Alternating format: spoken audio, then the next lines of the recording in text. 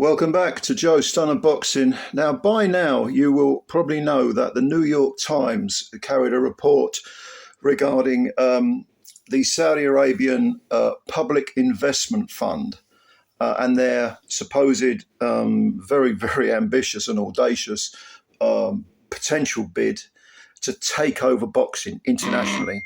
That is to say, to buy out promoters essentially and have promoters working for them, and therefore everything will be under one umbrella.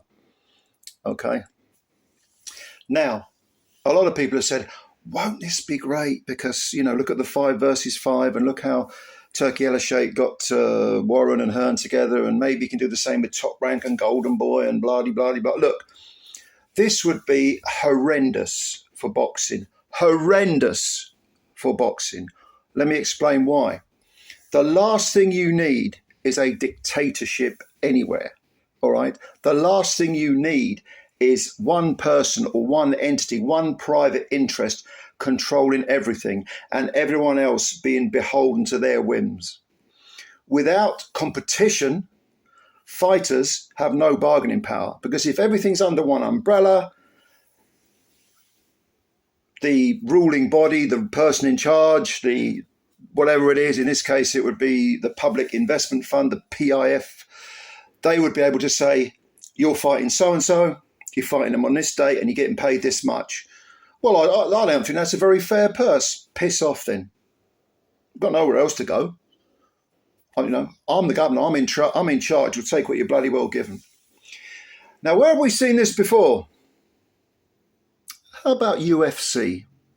UFC fighters, when you consider how much UFC is worth, they are paid peanuts. And I've had people, when I've said this before in the comments, well, it's free market capitalism. And, Conor McGregor was working, in a warehouse or as a mechanic or whatever the fuck he was doing, and now he's a millionaire. Shut the fuck up. You just don't understand economics if you are that stupid, if you are that ignorant. You want a dictatorship, do you? You want one entity controlling everything instead of the dynamic of having different ruling bodies, different promoters competing against each other. I'll give you £1 million to fight so-and-so. Hang on a minute, I'll give you 2 million. That's how it goes. And the fighter benefits. The fighter under one umbrella would lose all of their bargaining power. They would have none. And in fact, that would actually, even though it would be a pyramid scheme with the dictator at the top, and there are the sort of fascistic ruling body, the further you go down the pyramid, you get more power than the people beneath you, but ultimately you're beholden to the person at the very, very top. I mean, this is how a corporation is modeled. Okay, a corporation is a perfect totalitarian model, because you have the CEO, you have a board of directors, and then everyone else is beholden to whatever they decide. If you want to work from them, these are the conditions. Okay, they may offer you a good wage, they may offer you a bad wage.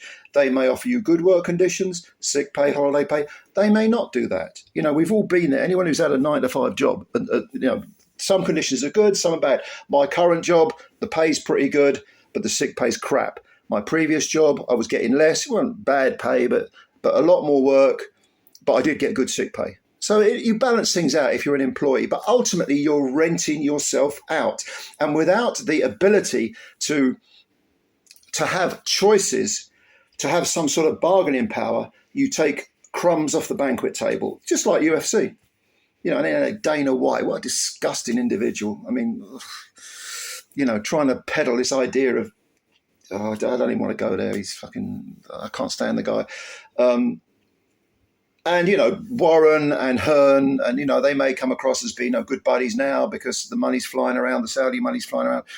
They would love to have that model, an in-house thing, kind of like PBC tried to do they tried to have this in-house model where they even at one point got Showtime when Crawford was the WBO welterweight champion, was on the outside. They got Showtime to completely ignore the WBO as if it didn't exist. They wanted an in-house structure, and if you're on the other side of the street, you're not part of us, you're not relevant. It fell apart because you know, the business model just didn't work. Showtime wound in their boxing coverage. Al Heyman, I mean, I don't think he'll stay in boxing for a great deal longer, but he's got this Amazon deal, which is far less shows than he had on Showtime. He's got all these fighters that need work, aren't going to get it. People who were once top of the tree, headliners, are now 2 or 3 fights down the bill, getting less money ultimately. Thank God that failed, because it was a terrible way of treating boxers. It's a terrible way of treating fans, to have everything under one roof. It's just horrendous. And economically, it benefits, the very, very few at the top. And as you go down, less and less and less till you get to the bottom. And guess who's at the bottom? Fighters with no bargaining power whatsoever. At least the promoters, if they are, they're talking about a complete Saudi takeover. So I don't know whether that means that Turkey Al-Sheikh would buy Queensberry and buy Matchroom. Jesus Christ, I think 4 or 5 years ago, Hearn sold some shares in it, or he sold part of it or something. I can't remember the details of the deal, but it's basically a family business. And it's extremely lucrative. It's not just boxing, it's darts, snooker and all the rest of it. It's got to be worth £1 billion at least, I'd say. But, Turkey Al-Sheikh and the PIF, they've got billions. It's all oil money. But if you think this is going to be a good thing for boxing, if it happens, my God, I hope it doesn't happen, but if it does, you're whistling Dixie. Take your head out of your arse and breathe some real air. It's not good for boxing, all right? In fact, even though I love all these, Turkey Al-Sheikh shows that are going to be on, that have been on in the past, I think he's been good for the sport. The Saudi investment has been good for the sport. Certainly up to now, we're getting some great, great cards. But the idea of buying everything up, putting all the sweets in one bag, absolutely not. Absolutely not. So those are my thoughts on this. I hope it's all just a load of piss and wind, but I don't know, stranger things have happened.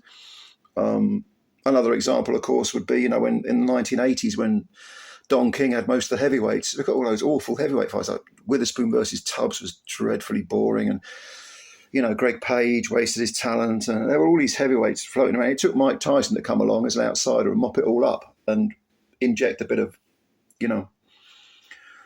pizzazz back into the heavyweight scene. Look at the Klitschko era. How boring was that? And look at the Klitschko's would, to get a fight, to get a title fight, you had to go to Germany. You had to give away all sorts of options. It was just such a boring era because it was dominated by one thing. It's boring. Domination is boring when it's just from one person or one group or one private interest. But let me know what you think. You may disagree. That's fair enough. Disagree if you want. I don't mind.